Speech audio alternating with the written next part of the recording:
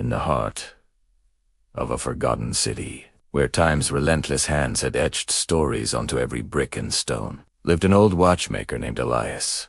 His shop, a tiny nook nestled between towering, indifferent skyscrapers, was a sanctuary of ticking clocks, each one a heartbeat in the quiet symphony of his life. Elias wasn't just a mender of timepieces.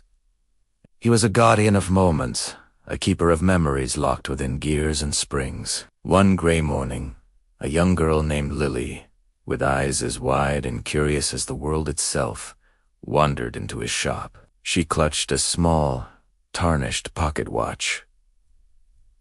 It wasn't ticking. "Can you fix it, sir?" she asked, her voice barely a whisper. It was my grandfather's. Elias took the watch, his weathered fingers tracing the intricate carvings on its case.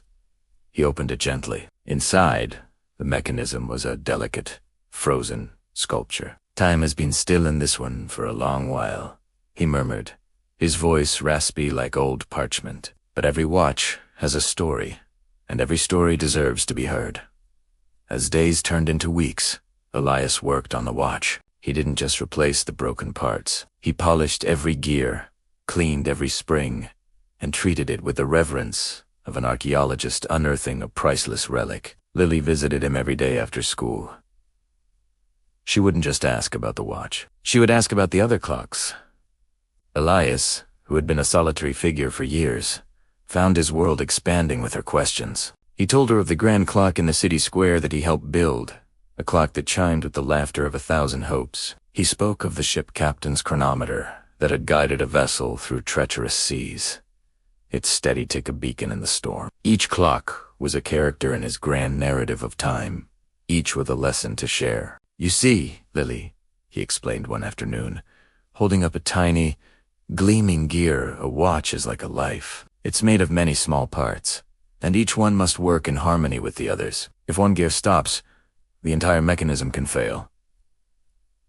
Lily listened, captivated. She started helping him, her small, nimble fingers perfect for handling the tiniest of screws. She learned that patience wasn't about waiting, but about the ability to keep a good attitude while working on something you believe in. She learned from Elias that every single piece, no matter how small or seemingly insignificant, had a crucial role to play. One day, while cleaning an old grandfather clock, she found a hidden compartment. Inside was a small, leather-bound journal. It was Elias's. The pages were filled with sketches of intricate clock designs and entries filled with a quiet sorrow. She read about his own son, a boy who had left the city years ago, chasing a future that had no time for old-fashioned things like watches and their stories. The last entry was dated a decade ago. It read, "Perhaps some things are not meant to be fixed. Perhaps some hands are meant to stand still." Lily's heart ached for the lonely old man. She now understood that it wasn't just clocks he was trying to mend. He was trying to mend the broken pieces of his own past, to restart a time that had stopped for him long ago. His solitude wasn't a choice. It was a fortress he had built around a wounded heart. The day finally came when Lily's grandfather's watch was ready. Elias wounded, and a soft, steady tick filled the silence of the shop. It was a sound of life, of a story continuing. He placed it in her palm. "There," he said, a rare smile touching his lips. "Its heart beats again." Lily looked from the watch to Elias. "Your son?" she said softly, holding out the journal. "You miss him." He finally nodded, his eyes glistening.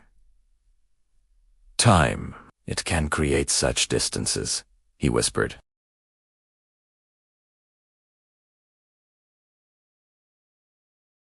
Inspired by Lily's unwavering belief, Elias did something he hadn't done in 10 years. He wrote a letter. He didn't write of blame or regret. He wrote about the clocks, about the stories they told, and about a young girl named Lily who had reminded him that even the most broken things could be mended with patience and love. He wrote about the ship captain's chronometer and the city square's grand clock. He ended the letter with a simple line, "The shop is still here, and a watch from your childhood is waiting for you. It's still ticking." Months passed. The seasons changed, painting the city in new colors. Elias continued his work, but something in him had shifted. The shop felt less like a sanctuary and more like a beacon. He and Lily became the keepers of the neighborhoods, fixing not just watches, but a few frayed spirits along the way. Then, one crisp autumn afternoon, the bell above the shop door chimed. A man stood there, older than the boy in Elias's memories, but with the same familiar eyes. In his hand, he held a worn, handwritten letter. "Dad?" he said, his voice thick with emotion. I came to hear the rest of the story." Elias looked at his son, then at Lily, who was beaming beside him. He saw the gears of his own life, once frozen in time, begin to turn again. The most important parts had found their way back, not by force, but by the gentle, persistent ticking of hope and kindness. In that quiet little shop, surrounded by the chorus of 1,000 clocks, time didn't just move forward, it healed. It reminded them all that our lives are not measured by the minutes we live, but by the moments that connect us, the choices that define us, and the love that makes every second worthwhile. Thank you so much for watching and sharing this moment with us. If this story touched your heart, please consider liking this video and subscribing to our channel for more tales that remind us of the beauty in the world. Until next time, may your own story be filled with moments worth remembering.